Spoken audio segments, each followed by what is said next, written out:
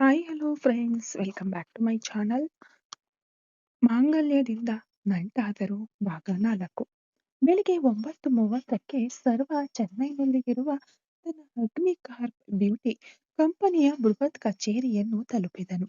ಸರ್ವ ನೇರವಾಗಿ lab technical manager Shankar ಮತ್ತು ಅವರ ತಂಡ ಕಾಯುತ್ತಿದ್ದ ಮೀಟಿಂಗ್ ಹಾಲ್ಗೆ ಹೋದನು. ಅಲ್ಲಿ ಸುಮಾರು 10 ಉದ್ಯೋಗಿಗಳು ಮೌನವಾಗಿ ಮತ್ತು ಭಯದಿಂದ ತಲೆ ತಗ್ಗಿಸಿ ನಿಂತಿದ್ದರು. ಸರ್ವ ಆ ಉದ್ದನೆಯ ಟೇಬಲ್ನ ಮುಖ್ಯ ಭಾಗದಲ್ಲಿ ಹೋಗಿ ಕುಳಿತನು. ಅವನ ಕೈಯಲ್ಲಿ ಒಂದು ಫೈಲ್ ಇತ್ತು. ಸರ್ವ ಕಚೇರಿಯ ವಾತಾವರಣಕ್ಕೆ ತಕ್ಕಂತೆ ಅತಿ ತಣ್ಣನೆಯ ಧ್ವನಿಯಲ್ಲಿ ಕೇಳಿದನು. ಶಂಕರ್, ಕಳೆದ ವಾರ ನಾವು ಲಾಂಚ್ ಮಾಡಬೇಕಿದ್ದ ಆಂಟಿ ಏಜಿಂಗ್ ಸೀರಂ ಪ್ರಾಡಕ್ಟ್ನ ಫೈನಲ್ ಅನಾಲಿಸಿಸ್ ರಿಪೋರ್ಟ್ ಇದೇನಾ ಎಂದನು. ಶಂಕರ್ ನಡುಗುತ್ತಾ ಹೌದು ಸರ್ ಎಂದರು. ಸುಮಾರು 15 ವರ್ಷಗಳ ಅನುಭವವಿರುವ ಶಂಕರ್ ಸರ್ವನ ಈ ಮೌನವನ್ನು ಕಂಡು ಇನ್ನಷ್ಟು ಹೆದರಿದರು. ಸರ್ವ ಆ ಫೈಲನ್ನು ಟೇಬಲ್ ಮೇಲೆ ಜೋರಾಗಿ ಹೊಡೆದನು. ಇಲ್ಲಿ ನೋಡು ಶಂಕರ್, ಲ್ಯಾಬ್ನಲ್ಲಿ ನಡೆಯುವ ಸಣ್ಣ ತಪ್ಪುಗಳನ್ನು ಮುಚ್ಚಿ ಹಾಕಿ ಎಲ್ಲ ಕರೆಕ್ಟ್ ಎಂದು ನೀವು ಕೊಟ್ಟಿರುವ ರಿಪೋರ್ಟ್ ಇದು. ಈ ರಿಪೋರ್ಟ್ ನಂಬಿ ನಾವು ಆ ಪ್ರಾಡಕ್ಟ್ ಅನ್ನು ಮಾರ್ಕೆಟ್ಗೆ ಕಳುಹಿಸಿದ್ದರೆ ಅಗ್ನಿಕಾರ್ಪ್ನ ಇಡೀ ರೆಪ್ಯುಟೇಷನ್ ಪ್ರಶ್ನಾರ್ಥಕವಾಗುತ್ತಿತ್ತು ಎಂದ ಅವನ ಮಾತಿಗೆ ಶಂಕರ್ ನಡುಗಿದರು. ಸಾರಿ ಸರ್, ಆ ಕೆಮಿಕಲ್ ಲೆವೆಲ್ನಲ್ಲಿ ಸಣ್ಣ ಗೊಂದಲ ಅಷ್ಟೇ. ಅದು ಫೈನಲ್ ಚೆಕಪ್ನಲ್ಲಿ ಎಂದು ಮಾತನ್ನು ಮುಗಿಸಲಿಲ್ಲ. ಸರ್ವ ಸಣ್ಣ ಗೊಂದಲವ? ಈ ಸಣ್ಣ ಗೊಂದಲ ನಾಳೆ 10 ಕೋಟಿ ರೂಪಾಯಿ ಫೈನ್ ಆಗಬಹುದು. ನಮ್ಮ ಬ್ಯೂಟಿ ಪ್ರಾಡಕ್ಟ್ ಅನ್ನು ಜನರು ನಂಬಿ ಖರೀದಿಸಲು ಕಾರಣ ಅದರಲ್ಲಿರುವ ಸರಿಯಾದ ಅನಾಲಿಸಿಸ್. ಅದನ್ನು ನೀನು ತಪ್ಪು ಎಂದು ಹೊರಹಾಕಿದ್ದಕ್ಕೆ ಏನು ಕಾರಣ ಹೇಳುತ್ತೀಯಾ ಎಂದು ತೀಕ್ಷ್ಣ ನೋಟದಿಂದ ಕೇಳಿದನು. ಶಂಕರ್ ಕೈ ಮುಗಿದು ಬೇಡಿಕೊಳ್ಳುತ್ತಾ, ಸರ್ ಪ್ಲೀಸ್, ಮುಂದಿನ ತಿಂಗಳು ನನ್ನ ಮಗಳ ಮದುವೆ. ನನ್ನ ಫ್ಯಾಮಿಲಿ ನೋಡಿ ಸರ್, ನಾನು ಬೇಕಂತಲೇ ಮಾಡಿಲ್ಲ. ರಿಪೋರ್ಟ್ ಟೈಮ್ನಲ್ಲಿ ಟೆನ್ಷನ್ನಲ್ಲಿದ್ದೆ ಅಂದಾಗ ಅವರ ಸುತ್ತಲೂ ನಿಂತಿದ್ದ ಇತರ ಉದ್ಯೋಗಿಗಳು ತಲೆ ತಗ್ಗಿಸಿ ನಿಂತಿದ್ದರು. ಕೆಲವರ ಕಣ್ಣುಗಳಲ್ಲಿ ಶಂಕರ್ಗಾಗಿ ಕನಿಕರ ಮತ್ತು ಸರ್ವನ ಮೇಲಿನ ಭಯ ಬೆರೆತ ಕಣ್ಣೀರು ಕಾಣುತ್ತಿತ್ತು. ಸರ್ವ ಸ್ವಲ್ಪವೂ ಭಾವನೆ ಇಲ್ಲದೆ, ಶಂಕರ್, ನಿನ್ನ ಕುಟುಂಬದ ಬಗ್ಗೆ ಮಾತನಾಡಲು ಇದು ಜಾಗವಲ್ಲ. ನೀವು ಕುಟುಂಬಕ್ಕಾಗಿ ಕೆಲಸ ಮಾಡುತ್ತಿದ್ದೀರಾ ಎಂದರೆ ನಿನ್ನ ಕರ್ತವ್ಯದ ಮೇಲೆ ಗಮನ ಇರಬೇಕು. ನಿನ್ನ ಈ ನಿರ್ಲಕ್ಷ್ಯ ಅಗ್ನಿಕಾರ್ಪ್ನ ಹಲವು ವರ್ಷಗಳ ನಂಬಿಕೆಯನ್ನೇ ಪ್ರಶ್ನಾರ್ಥಕ ಮಾಡಿದೆ ಅನ್ನುತ್ತಾ ಸರ್ವ ಟೇಬಲ್ ತಟ್ಟಿ ಆ ಹಾಲ್ನಲ್ಲಿ ಸಿಡಿಲಿನಂತಹ ಶಬ್ದವನ್ನು ಉಂಟು ಮಾಡಿದನು. ಸರ್ವ, ಶಂಕರ್, ನಿಮಗೆ ಕೆಲಸವಿಲ್ಲ, ಈಗಲೇ ಹೊರಡಿ. ನನ್ನ ಕಂಪನಿಗೆ ಹಣಕ್ಕಿಂತ ಶಿಸ್ತು ಮತ್ತು ಪ್ರಾಮಾಣಿಕತೆಯೇ ಮುಖ್ಯ. ಈ ಕ್ಷಣವೇ ನಿಮ್ಮನ್ನು ನಾನು ಕೆಲಸದಿಂದ ವಜಾಗೊಳಿಸುತ್ತಿದ್ದೇನೆ. ಸಿಸ್ಟಮ್ ಆಕ್ಸೆಸ್ ಎಲ್ಲವೂ ತಕ್ಷಣ ಕಟ್ಟಾಗುತ್ತದೆ. ನಿಮ್ಮ ಒಂದು ತಪ್ಪು ಈ ದೊಡ್ಡ ಕಂಪನಿಯನ್ನು ಕೆಳಗೆ ತರಬಾರದು ಎಂದು ದೃಢವಾದ ಧ್ವನಿಯಲ್ಲಿ ಹೇಳಿದನು. ಶಂಕರ್ ಕುಸಿದು ಹೋಗಿ, ಸರ್ ಪ್ಲೀಸ್ ಸರ್ ಎಂದು ಬೇಡಿಕೊಂಡರು. ಸರ್ವ ಫೋನ್ನಲ್ಲಿ ಸೆಕ್ಯೂರಿಟಿಯನ್ನು ಕರೆಯುತ್ತಾ, ಸೆಕ್ಯೂರಿಟಿ, ಇಲ್ಲಿ ಬನ್ನಿ. ಮಿಸ್ಟರ್ ಶಂಕರ್ ತಮ್ಮ ಟೇಬಲ್ ಕ್ಲಿಯರ್ ಮಾಡಿ ಹೊರಡುತ್ತಿದ್ದಾರೆ. ಅವರನ್ನು ಮರ್ಯಾದೆಯಿಂದ ಗೇಟ್ ಹೊರಗೆ ಬಿಟ್ಟು ಬನ್ನಿ. ಇವರು ಇನ್ಮುಂದೆ ಈ ಕಂಪನಿಯೊಳಗೆ ಬರಬಾರದು ಎಂದನು. ಲ್ಯಾಬ್ ಮ್ಯಾನೇಜರ್ ಶಂಕರ್ ಸರ್ವನ ತಂದೆ ರಾಮಚಂದ್ರರ ಕಾಲದಿಂದಲೂ ಇಲ್ಲಿ ಕೆಲಸ ಮಾಡುತ್ತಿದ್ದವರು. ತನ್ನ 15 ವರ್ಷಗಳ ಶ್ರಮ ಮತ್ತು ಕುಟುಂಬದ ಆದಾಯ ಒಂದೇ ಕ್ಷಣದಲ್ಲಿ ಕಸಿದುಕೊಳ್ಳಲ್ಪಟ್ಟ ವೇದನೆಯಲ್ಲಿ ಕಣ್ಣೀರಿನೊಂದಿಗೆ ತಲೆ ತಗ್ಗಿಸಿ ಹೊರ ನಡೆದರು. ಇತರ ಉದ್ಯೋಗಿಗಳು ಸರ್ವನ ಆ ಶೀತಲ ಸಮರದಂತಹ ವ್ಯಕ್ತಿತ್ವವನ್ನು ಕಂಡು ಬೆದರಿ ತಮ್ಮ ತಮ್ಮ ಜಾಗಗಳಿಗೆ ಹೋದರು. ಸರ್ವ ತನ್ನ ಸೀಟಿನಲ್ಲಿ ಯಾವುದೇ ಚಲನೆಯಿಲ್ಲದೆ ಕುಳಿತಿದ್ದನು. ಈ ದೃಶ್ಯ ಅಗ್ನಿಕಾರ್ಪ್ನ ಇವನ ಸರ್ವಾಧಿಕಾರ ಮತ್ತು ಹಿಡಿತ ಎಷ್ಟು ಬಲವಾಗಿದೆ ಎಂಬುದನ್ನು ಅಲ್ಲಿದ್ದ ಎಲ್ಲರಿಗೂ ಮನವರಿಕೆ ಮಾಡಿಕೊಟ್ಟಿತು.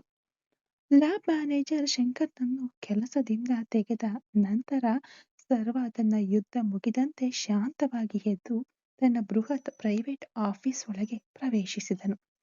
ಸರ್ವ ತನ್ನ ಹೈ ಬ್ಯಾಕ್ ಲೆದರ್ ಚೇರ್ನಲ್ಲಿ ಹೊರಗೆ ಕುಳಿತನು. ಅವನ ಡೆಸ್ಕ್ ಮೇಲೆ ಯಾವುದೇ ಕಾಗದಗಳಿರಲಿಲ್ಲ. ಸಂಪೂರ್ಣವಾಗಿ ಶುದ್ಧವಾಗಿತ್ತು. ಆ ಕೋಣೆ ಅವನ ವ್ಯಕ್ತಿತ್ವದ ಮೌನವನ್ನು ಹೊಂದಿತ್ತು. ಅವನು ತನ್ನ ಟೇಬಲ್ ಫೋನ್ ತೆಗೆದುಕೊಂಡು ಒಂದು ನಂಬರ್ ಡಯಲ್ ಮಾಡಿದನು. ಸರ್ವ ಆರ್&ಡಿ ಹೆಡ್ ಸದಾಶಿವನನ್ನು ಈಗಲೇ ನನ್ನ ಆಫೀಸ್‌ಗೆ ಬರಲು ಹೇಳಿ ಅಂದ ತಕ್ಷಣ ಸ್ವಲ್ಪ ಹೊತ್ತಿನಲ್ಲಿ ಆರ್&ಡಿ ಹೆಡ್ ಸದಾಶಿವ ತಮ್ಮ ಮುಖದಲ್ಲಿ ಭಯದ ರೇಖೆಗಳು ಓಡುತ್ತಿರಲು ನಿಧಾನವಾಗಿ ಸರ್ವನ ಮುಂದೆ ಬಂದು ನಿಂತರು. ಅವರ ಕೈಯಲ್ಲಿ ನಿನ್ನೆ ಸಂಜೆ ಪೈಪ್‌ಲೈನ್‌ನಲ್ಲಿ ಆದ ತಪ್ಪುಗಳ ವಿವರವಾದ ವರದಿ ಇತ್ತು. ಸರ್ವ ಸ್ವಲ್ಪವೂ ವಿಚಲಿತನಾಗದೆ ತಣ್ಣನೆಯ ಧ್ವನಿಯಲ್ಲಿ ಸದಾಶಿವ ಕೂತ್ಕೊಳ್ಳಿ ಎಂದು ಮುಂದಿನ ಸೀಟನ್ನು ತೋರಿಸಿದನು. ಸದಾಶಿವ ಸರ್ವನ ಎದುರಿದ್ದ ಕುರ್ಚಿಯ ತುದಿಯಲ್ಲಿ ಕುಳಿತರು. ಸರ್ವ ನಿನ್ನೆ ಸಂಜೆ ಆಂಟಿ ಏಜಿಂಗ್ ಸೀರಮ್ ಟ್ಯೂಬ್ ಅಳವಡಿಕೆಯ ತಪ್ಪಿನಿಂದ ನೆಲದ ಮೇಲೆ ಚೆಲ್ಲಿ ನಮಗೆ ಸುಮಾರು 5 ಕೋಟಿ ರೂಪಾಯಿ ನಷ್ಟವಾಗಿದೆ. ಅದಕ್ಕಿರುವ ರಿಪೋರ್ಟ್ ರೆಡಿನಾ? ನೀವೇ ತಾನೇ ಆರ್&ಡಿ ಹೆಡ್. ಆ ನಷ್ಟವನ್ನು ನೀವು ಹೇಗೆ ನಿಭಾಯಿಸಿದಿರಿ? ನನಗೆ ಗೊತ್ತಿಲ್ಲದ ವಿಷಯಗಳನ್ನು ನೀವು ನನಗೆ ಹೇಳಬೇಕು ಎಂದನು. ಸದಾಶಿವ ಕೈಯಲ್ಲಿದ್ದ ರಿಪೋರ್ಟ್ ನಡುಕದಿಂದ ಶಬ್ದ ಮಾಡುತ್ತಿರಲು ಅದನ್ನು ಅವರು ನಿಧಾನವಾಗಿ ಸರ್ವನ ಡೆಸ್ಕ್ ಮೇಲೆ ಇಟ್ಟರು. ಸದಾಶಿವ ಆತಂಕದಿಂದ ಸರ್, ಆ ನಷ್ಟವನ್ನು ನಿಭಾಯಿಸಲು ನಾವು ಈಗ ಅರ್ಜೆಂಟಾಗಿ ಕಚ್ಚಾ ವಸ್ತುಗಳನ್ನು ಅಂದ್ರೆ ರಾ ಮೆಟೀರಿಯಲ್ಸ್‌ಗಳನ್ನು ಆರ್ಡರ್ ಮಾಡಲಿದ್ದೇವೆ. ಆ ಟ್ಯೂಬ್ ಕಟ್ ಆಗಿದ್ದು ಒಬ್ಬ ಟೆಕ್ನಿಷಿಯನ್‌ನ ತಪ್ಪು. ಆದರೆ 5 ಕೋಟಿ ಬೆಲೆ ಬಾಳುವ ಸೀರಮ್ ಹಾಗೆಯೇ ಡ್ರೈನೇಜ್‌ಗೆ ಹೋಗಿಬಿಡ್ತು. ಆ ನಷ್ಟಕ್ಕೆ ನಾವೇ ಸರ್ ಹೊಣೆ ಅಂದಾಗ ಸರ್ವನ ಕಣ್ಣುಗಳು ಸದಾಶಿವನ ಹೆದರಿದ ಮುಖ ಮತ್ತು ಮೇಜಿನ ಮೇಲಿದ್ದ 5 ಕೋಟಿ ರೂಪಾಯಿ ನಷ್ಟದ ರಿಪೋರ್ಟ್ ಅನ್ನು ಒಂದಾದ ಮೇಲೊಂದರಂತೆ ನೋಡಿದವು. ಸರ್ವ ಹುಬ್ಬೇರಿಸುತ್ತಾ ಹೊಣೆ, ಬರೀ ಹೊಣೆಯನ್ನು ಒಪ್ಪಿಕೊಂಡರೆ ಲಾಸ್ ಕ್ಲಿಯರ್ ಆಗಿಬಿಡುತ್ತಾ? ನಾನಿಲ್ಲಿ ಯಾರ ಕುಟುಂಬವನ್ನು ನೋಡಲು ಬಂದಿಲ್ಲ. ನನಗೆ ಲಾಭ ಮತ್ತು ಸರಿಯಾದ ಆಡಳಿತವಷ್ಟೇ ಮುಖ್ಯ ಅಂದಾಗ ಸದಾಶಿವ ಕಣ್ಣೀರು ಹಾಕುವುದೊಂದೇ ಬಾಕಿ. ಸರ್ವ ತನ್ನನ್ನು ಶಂಕರ್ನಂತೆ ಕೆಲಸದಿಂದ ತೆಗೆದು ಬಿಡ್ತಾನೇನೋ ಎಂದು ಹೆದರಿದರು. ಆಗ ಸದಾಶಿವ, ಸರ್, ನಾನು 20 ವರ್ಷಗಳಿಂದ ಈ ಕ್ಷೇತ್ರದಲ್ಲಿ ಇದ್ದೇನೆ. ಇನ್ಮುಂದೆ ಇಷ್ಟು ದೊಡ್ಡ ತಪ್ಪು ನಡೆಯದಂತೆ ನೋಡಿಕೊಳ್ಳುತ್ತೇನೆ. ನಮ್ಮಿಂದಾದ ಎಲ್ಲ ರಿಸ್ಕ್ ಅನ್ನು ಸರಿಪಡಿಸಿದ್ದೇವೆ. ಈ ಫೈಲ್ ಅದನ್ನೇ ಹೇಳುತ್ತಿದೆ ಅಂದ. ಸರ್ವ ನಿಧಾನವಾಗಿ ಫೈಲನ್ನು ತೆಗೆದುಕೊಂಡನು. ಅವನ ಬೆರಳುಗಳು ಆ ಫೈಲ್‌ನ ಮೃದುತ್ವವನ್ನು ಅನುಭವಿಸಿದರೂ ಅವನ ಮನಸ್ಸು ಆ ಕೋಟಿಗಳ ಮೇಲಿತ್ತು. ಸರ್ವ, ಚೆನ್ನಾಗಿ ಕೇಳಿಸಿಕೊ ಸದಾಶಿವ, ಇಲ್ಲಿ 1 ರೂಪಾಯಿ ನಷ್ಟವಾದರೂ ಅದು ನನಗೆ 100 ಕೋಟಿ ನಷ್ಟವಾದ ಹಾಗೆ. ನೀವು ಒಬ್ಬ ಸಾಧಾರಣ ಮ್ಯಾನೇಜರ್ ಅನ್ನು ಕರೆದು ರಿಪೋರ್ಟ್ ಬದಲಾಯಿಸಲು ಹೇಳಿದ್ದಕ್ಕೇನೆ ಶಂಕರ್ ಕೆಲಸ ಕಳೆದುಕೊಂಡದ್ದು. ನೀನು ದೊಡ್ಡ ಮನುಷ್ಯ, ಅದಕ್ಕಾಗಿ ನಿನ್ನನ್ನು ತಪ್ಪಿಸಿಕೊಳ್ಳಲು ಬಿಡುತ್ತೇನೆ ಎಂದು ಭಾವಿಸಬೇಡ ಅಂದ. ಅವನ ಧ್ವನಿಯಲ್ಲಿದ್ದ ಆಳವಾದ ಬೆದರಿಕೆ ಸದಾಶಿವನ ಮನಸ್ಸನ್ನು ಸೀಳಿತು. ಸರ್ವ, ಈ ರಿಪೋರ್ಟ್ ಅನ್ನು ನಾನು ನೋಡುತ್ತೇನೆ. ನೀನು ಈಗಲೇ ಹೊರಡು. ಲಾಸ್ ರಿಕವರಿಗಿರುವ ಆಬ್ಜೆಕ್ಟಿವ್ ನನಗೆ ಬೇಕು. 1 ದಿನ ತಡವಾದರೂ ನೀನು ಶಂಕರ್ ಜೊತೆ ಹೋಗಿ ಕೆಲಸ ಹುಡುಕಬೇಕಾಗುತ್ತದೆ.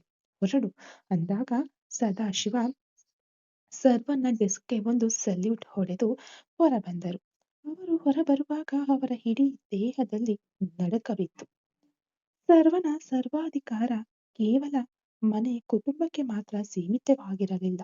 ಅದು ಅವನ ವ್ಯಾಪಾರ ಸಾಮ್ರಾಜ್ಯದಲ್ಲೂ ಅಗ್ನಿಯಂತೆ ಉರಿಯುತ್ತಿತ್ತು. ಅವನು ಈ 5 ಕೋಟಿ ನಷ್ಟವನ್ನು ಒಂದು ಸಾಧಾರಣ ಲೆಕ್ಕದಂತೆ ಮಾತ್ರ ನಿಭಾಯಿಸಿದನು. ತನ್ನ ಪಿಎಯನ್ನು ಕರೆದನು. ಎಸ್ ಸರ್ ಎಂದು ಒಳಬಂದನು ಗೋಕುಲ್.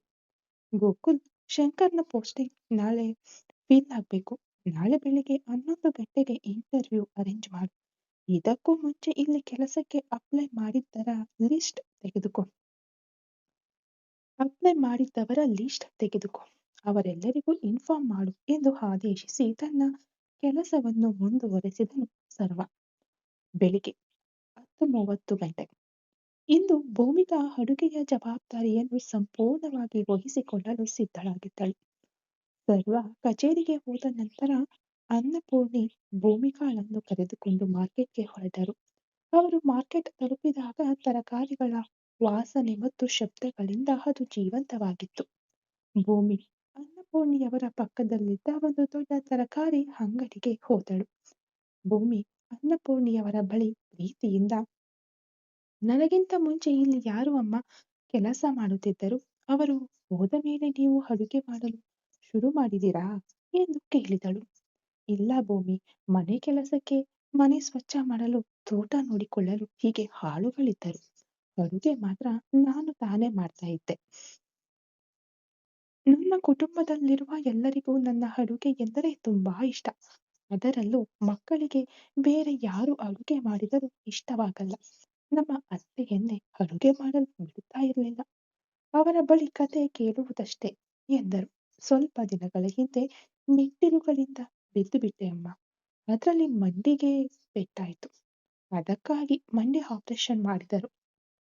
ಕೆಲವು ದಿನ ನಮ್ಮ ಅತ್ತೆ ಅಡುಗೆ ಮಾಡಿದರು. ಅದಾದ ಮೇಲೆ ಗುಣಮುಖವಾದಾಗ ನಾನೇ ಅಡುಗೆ ಮಾಡಿದೆ. ಈಗೀಗ ಅಡುಗೆ ಮಾಡಲು ನಿಂತರೆ ಕಾಲು ತುಂಬಾ ನೋಯಲು ಶುರುವಾಗುತ್ತದೆ.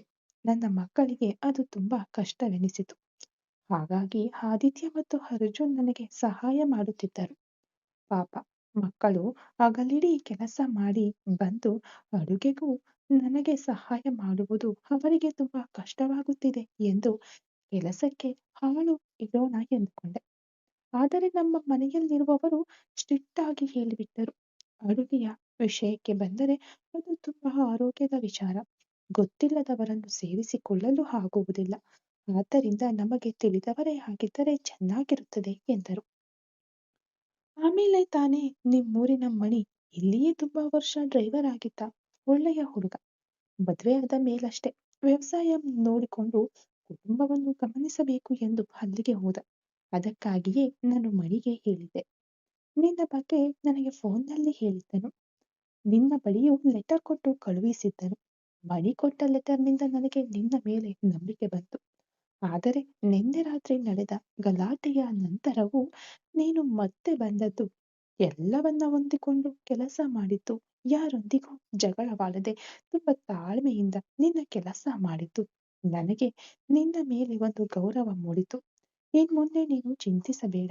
ನಿನಗೆ ಯಾವುದೇ ತೊಂದರೆ ಬರುವುದಿಲ್ಲ ಎಂದು ಸಮಾಧಾನವಾಗಿ ಹೇಳಿದರು. ಅಮ್ಮ, ನೀವು ಇಷ್ಟು ದಿನ ಒಬ್ಬರೇ ಕಷ್ಟಪಟ್ಟು ಅಡುಗೆ ಮಾಡಿದ್ದೀರಿ. ಇನ್ಮುಂದೆ ನೀವು ಅಡುಗೆ ಮನೆಯ ಕಡೆಗೆ ಬರಬೇಡಿ. ನಿಮ್ಮ ಮನಸ್ಸಿಗೆ ಇಷ್ಟವಾದಂತೆ ವಿಶ್ರಾಂತಿ ತೆಗೆದುಕೊಳ್ಳಿ. ನಿಮ್ಮ ಕುಟುಂಬದಲ್ಲಿ ಎಲ್ಲರನ್ನು ನಾನು ಚೆನ್ನಾಗಿ ನೋಡಿಕೊಳ್ಳುತ್ತೇನೆ. ಅದೇ ನನ್ನ ಜವಾಬ್ದಾರಿ. ಈಗ ಯಾರ್ಯಾರಿಗೆ ಏನೇನು ಇಷ್ಟ ಎಂದು ಮಾತ್ರ ಹೇಳಿ ಎಂದ ಭೂಮಿಯ ಮಾತುಗಳು ಅನ್ನಪೂರ್ಣಿಯವರ ಮನಸ್ಸಿಗೆ ದೊಡ್ಡ ಸಮಾಧಾನವನ್ನು ನೀಡಿತು. ಅವರು ಕಣ್ಣೀರು ತುಂಬಿಕೊಂಡು ನಿನಗೆ ಒಳ್ಳೆಯ ಮನಸ್ಸಮ್ಮ ಎಂದರು. ಅಮ್ಮ, ನನಗೆ ಒಂದು ಸಹಾಯ ಮಾಡಿ. ಮನೆಯಲ್ಲಿರುವವರು ಯಾವ ರೀತಿಯ ಊಟವನ್ನು ಇಷ್ಟಪಟ್ಟು ತಿನ್ನುತ್ತಾರೆ ಎಂದು ಹೇಳಿದರೆ ಅದಕ್ಕೆ ತಕ್ಕಂತೆ ನಾನು ಅಡುಗೆ ಮಾಡುತ್ತೇನೆ ಎಂದು ಹೇಳಿದಳು. ಆಗ ಅವರು ಮಕ್ಕಳ ಊಟದ ಅಭ್ಯಾಸಗಳ ಬಗ್ಗೆ ಮಾತನಾಡಲು ಶುರು ಮಾಡಿದರು. ಸ್ವಲ್ಪ ದೀರ್ಘವಾಗಿ ಉಸಿರೆಳೆದುಕೊಂಡು ಮೊದಲು ಸರ್ವ ಬಗ್ಗೆ ಹೇಳುತ್ತೇನೆ. ಅವನು ಮನೆಯಲ್ಲಿರುವುದು ತುಂಬಾ ಕಡಿಮೆ ದಿನಗಳಮ್ಮ. ಮಾಂಸಾಹಾರ, ನಾನ್ ವೆಜ್ ಅಂದರೆ ಅವನಿಗೆ ತುಂಬಾ ಇಷ್ಟ. ಹೆಚ್ಚಾಗಿ ಅವನು ಸ್ಟಾರ್ ಹೋಟೆಲ್ನಲ್ಲೇ ಊಟ ಮಾಡುತ್ತಾನೆ. ಮಧ್ಯಾಹ್ನ ಮನೆಗೆ ಬರಲ್ಲ. ಬೆಳಿಗ್ಗೆ ಒಂದು ಹೊತ್ತು ಮಾತ್ರ ಮನೆಯಲ್ಲಿ ತಿನ್ನುತ್ತಾನೆ. ರಾತ್ರಿ ಯಾವಾಗಲಾದರೂ ಒಮ್ಮೆ ತಿಂದರೆ ಅದೇ ಅಪರೂಪ. ಸಂಜೆ 6 ಗಂಟೆಗೆ ಆಫೀಸ್ ಬಿಟ್ಟು ಮನೆಗೆ ಬಂದರೂ ಸ್ವಲ್ಪ ಹೊತ್ತಿನಲ್ಲೇ ಬಿಸ್ನೆಸ್ ಮೀಟಿಂಗ್, ಪಾರ್ಟಿ ಅಂತ ಹೊರಟು ಬಿಡ್ತಾನೆ. ಅವನ ಬಿಸ್ನೆಸ್ ಪ್ರಪಂಚ ತುಂಬಾ ದೊಡ್ಡದು. ಆಗಾಗ ಅವನು ವಿದೇಶಕ್ಕೆ ಹೋಗಬೇಕಾದ ಪರಿಸ್ಥಿತಿ ಬರುತ್ತದೆ. ಅದಕ್ಕೆ ಅವನು ಮನೆಯಲ್ಲಿರುವಾಗ ಅವನಿಗೆ ಇಷ್ಟವಾದ ಹಾಗೆ ನಾನು ಅಡುಗೆ ಮಾಡಿಕೊಡುತ್ತೇನೆ ಎಂದು ಅವನ ಬಗ್ಗೆ ಅವರು ಹೇಳುವಾಗಲೇ ಭೂಮಿಯೊಳಗೆ ಒಂದು ರೀತಿಯ ಭಯ ಮೂಡಿತು. ರಾಕ್ಷಸನಂತೆ ಅವಳ ಕಣ್ಣ ಮುಂದೆ ಬಂದು ಹೋದ ಸರ್ವ.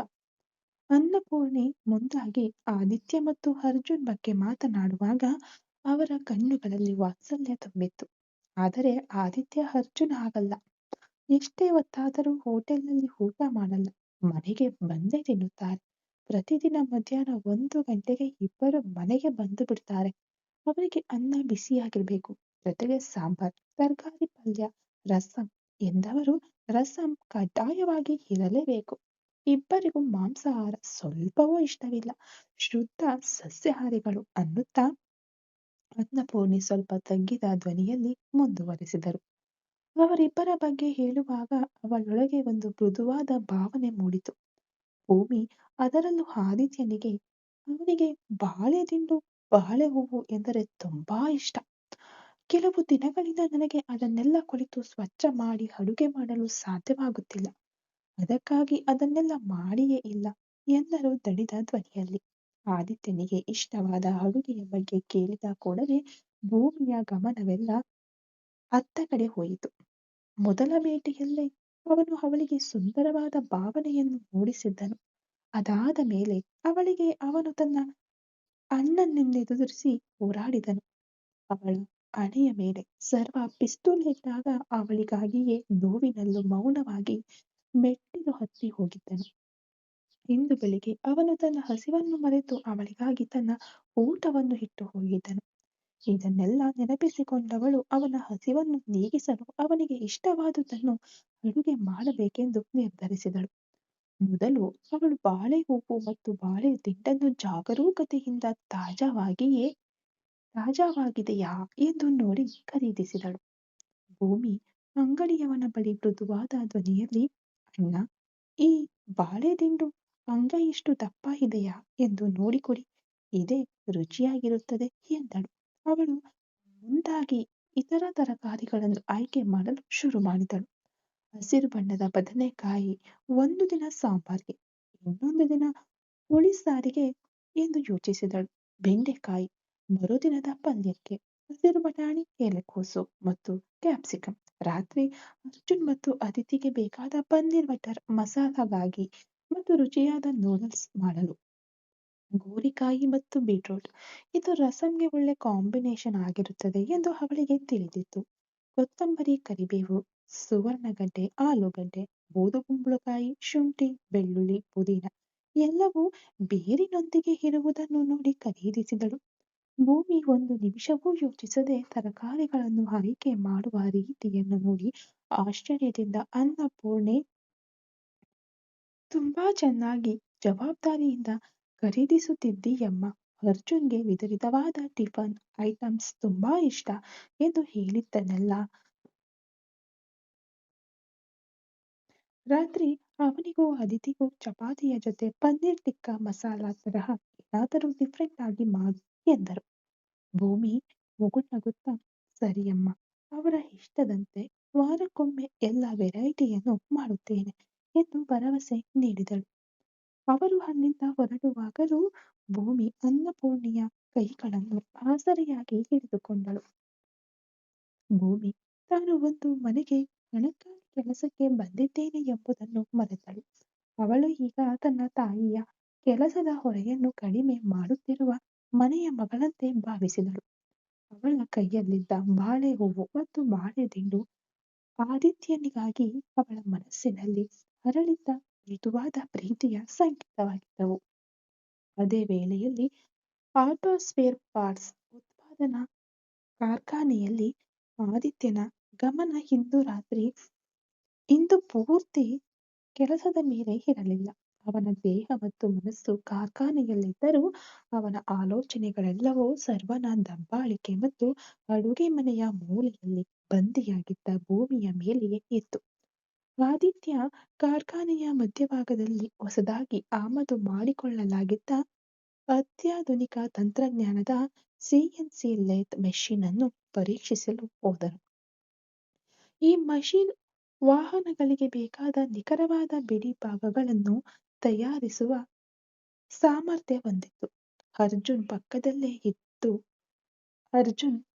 ಪಕ್ಕದಲ್ಲೇ ಇದ್ದ ಮತ್ತೊಂದು ಪ್ರೆಸ್ಸಿಂಗ್ ಮಷಿನ್ ಕಾರ್ಯಾಚರಣೆಯನ್ನು ನೋಡಿಕೊಳ್ಳುತ್ತಿದ್ದನು.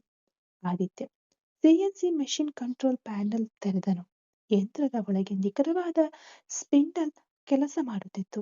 ಆದಿತ್ಯನ ಮನಸ್ಸಿನಲ್ಲಿ ನಿನ್ನೆ ರಾತ್ರಿ ಭೂಮಿಯ ಹಣೆಯ ಮೇಲೆ ಸರ್ವ ಪಿಸ್ತೂಲ್ ಇಟ್ಟದ್ದು ಅವಳು ಅತ್ತ ರೀತಿ. ಇಂದು ಬೆಳಿಗ್ಗೆ ಡೈನಿಂಗ್ ಹಾಲ್ನಲ್ಲಿ ಸರ್ವ ಅವಳನ್ನು ಉಪವಾಸ ಕೆಡವಲು ಯೋಚಿಸಿದ್ದು ನೆನಪಾಗಿ ಅವನ ಒಳಗೆ ಕೋಪ ಕುದಿಯುತ್ತಿತ್ತು.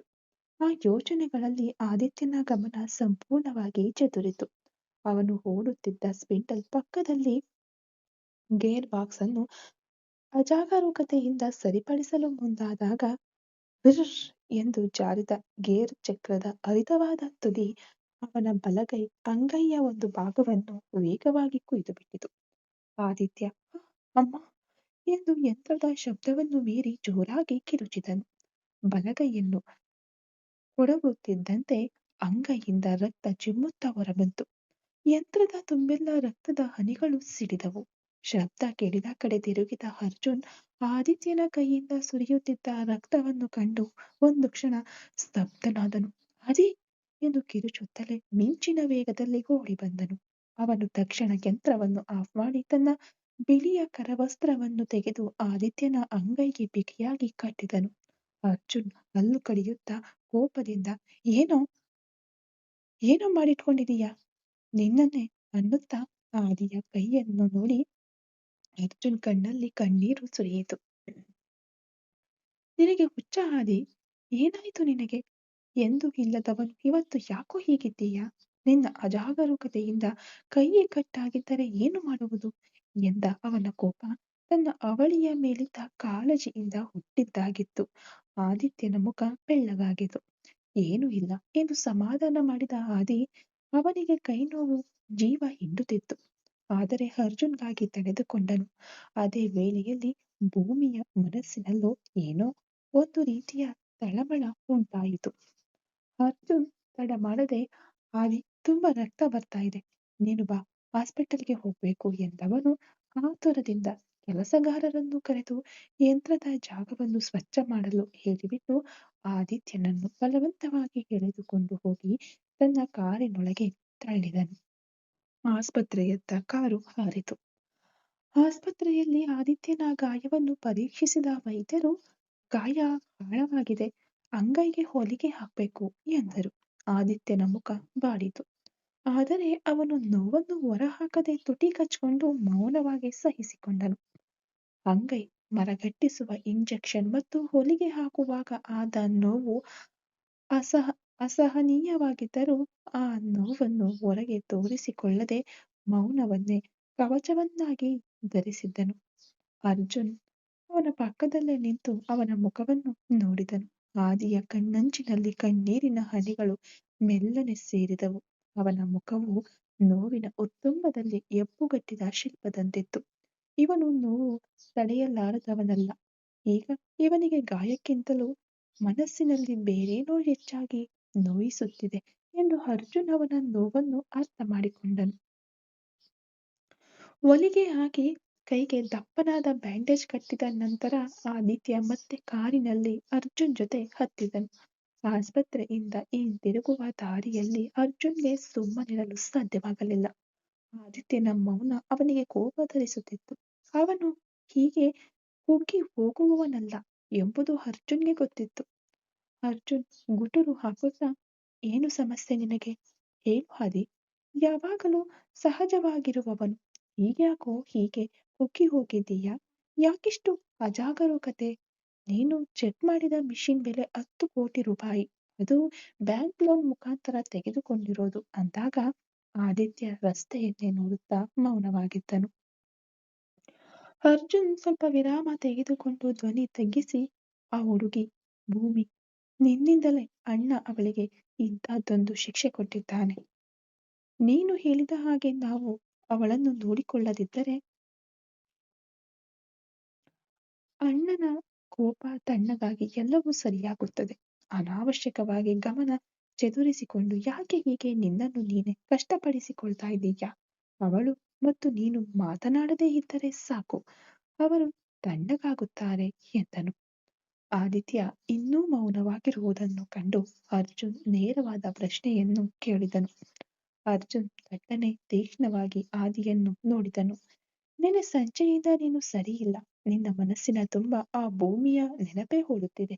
ಒಂದು ವೇಳೆ ಕಂಡೊಡನೆ ಪ್ರೀತಿ ಅನ್ನೋ ಹಾಗೆ ಭೂಮಿಯ ಮೇಲೆ ನಿನಗೇನಾದರೂ ಲವ್ವಾ ಅಂದಾಗ ಅರ್ಜುನ್ ಈ ಪ್ರಶ್ನೆಯನ್ನು ಕೇಳಿ ಮುಗಿಸುವಷ್ಟರಲ್ಲಿಯೇ ಆದಿತ್ಯ ತಕ್ಷಣ ತನ್ನ ಗಾಯವಿಲ್ಲದ ಎಡಗೈಯಿಂದ ವೇಗವಾಗಿ ಅರ್ಜುನ್ನ ಕೆನ್ನೆಗೆ ಬಿಗಿಯಾಗಿ ಬಲವಾಗಿ ಕಪಾಳ ಮೋಕ್ಷ ಮಾಡಿದನು. ಅರ್ಜುನ್ ಬೆಚ್ಚಿಬಿದ್ದು ಕಾರನ್ನು ತಕ್ಷಣ ಪಕ್ಕಕ್ಕೆ ನಿಲ್ಲಿಸಿ ತನ್ನ ಕೆನ್ನೆಯನ್ನು ಸವರಿಕೊಳ್ಳುತ್ತಲೇ ಆದಿತ್ಯನನ್ನು ಅರ್ಥವಾಗದ ನೋಟದಿಂದ ನೋಡಿದನು. ಅರ್ಜುನ್ ನೋವಿನಿಂದ, ಆದಿ, ಏನಾಯ್ತು ನಿನಗೆ? ನಾನೇನು ತಪ್ಪು ಕೇಳಿದೆ? ನೀನು ಯಾಕೆ ಅಂತ ಅವನು ಪೂರ್ತಿಯಾಗಿ ಮಾತನಾಡುವ ಮುನ್ನವೇ ಆದಿತ್ಯ ಎಡಗೈಯನ್ನು ಕೋಪದಿಂದ ನಡುಗಿಸುತ್ತಾ ಕಣ್ಣಲ್ಲಿ ನೀರು ತುಂಬಿಕೊಂಡು ಸಾಕು ಅಜ್ಜು, ನೀನು ಮಾತನಾಡಬೇಡ. ನಿನಗೇನೂ ಅರ್ಥವಾಗುತ್ತಿಲ್ಲ. ಇದು ಪ್ರೀತಿಯಲ್ಲ. ನಮ್ಮ ಅಣ್ಣನ ಕ್ರೌರ್ಯಕ್ಕೆ ಒಬ್ಬ ಮುಗ್ಧ ಹುಡುಗಿಯನ್ನು ಬಲಿಪಶು ಮಾಡಿದ್ದೇನೆ. ಆ ಅಪರಾಧಿ ಪ್ರಜ್ಞೆಯಲ್ಲಿ ನಾನಿದ್ದೇನೆ. ಒಂದು ಒಂದು ಜೀವ ದಿನೇ ದಿನೇ ಸಾಯುತ್ತಿರುವುದನ್ನು ನನ್ನಿಂದ ನೋಡಲಾಗುತ್ತಿಲ್ಲ. ನಾನು ಮಾಡಿದ ತಪ್ಪಿಗೆ ಆ ಹುಡುಗಿ ನಮ್ಮ ಅಣ್ಣನ ಅಧಿಕಾರವೆಂಬ ಬೆಂಕಿಯಲ್ಲಿ ಬೇಯುತ್ತಿರುವುದನ್ನು ನೋಡಲಾಗುತ್ತಿಲ್ಲ. ಅವನು ತನ್ನ ಗಾಯದ ಹಿಂದಿದ್ದ ಅಪರಾಧಿ ಪ್ರಜ್ಞೆಯನ್ನು, ಕಾಳಜಿಯನ್ನು ತನ್ನ ಒಡ ಹುಟ್ಟಿದವನೇ ಅನುಭವಿಸಿದನೆಂಬ ಕಾರಣಕ್ಕೆ ಬಂದ ದಿಢೀರ್ ಕೋಪವನ್ನು ಹೊರಹಾಕಿದನು. ಆದಿತ್ಯನಿಗೆ ತನ್ನ ನೋವು ಗೊತ್ತಾಗುತ್ತಿರಲಿಲ್ಲ. ಭೂಮಿಯ ಪರಿಸ್ಥಿತಿ ಮಾತ್ರ ಕಣ್ಣ ಮುಂದಿತ್ತು. ಅರ್ಜುನ್ ಆದಿಯ ದಿಢೀರ್ ಕೋಪವನ್ನು ಮತ್ತು ಆ ಏಟಿನ ಹಿಂದಿದ್ದ ನೋವನ್ನು ಅರ್ಥ ಮಾಡಿಕೊಂಡನು. ಅವನು ಮಾತನಾಡದೆ ಮೌನವಾಗಿ ಕಾರು ಓಡಿಸಲು ಶುರು ಮಾಡಿದನು. ಆ ಕಪಾಳ ಮೋಕ್ಷವು ಪ್ರೀತಿಯ ನಿರಾಕರಣೆಯಾಗಿದ್ದರೂ ಅವಳಿಗಳ ಮೇಲಿನ ಪ್ರೀತಿಯನ್ನು ಮತ್ತು ಅವರೊಳಗಿನ ನೋವನ್ನು ಹಂಚಿಕೊಳ್ಳುವ ಆಳವನ್ನು ಮನವರಿಕೆ ಮಾಡಿಕೊಟ್ಟಿತು. ಅದೇ ವೇಳೆಯಲ್ಲಿ ಭೂಮಿ ಆದಿತ್ಯನಿಗೆ ಇಷ್ಟವಾದ ಅಡುಗೆ ಮಾಡಲು ತಯಾರಾಗುತ್ತಿದ್ದಳು. ಈ ಕತೆ ಇನ್ನು ಮುಂದುವರೆಯುವುದು. Thank you so much.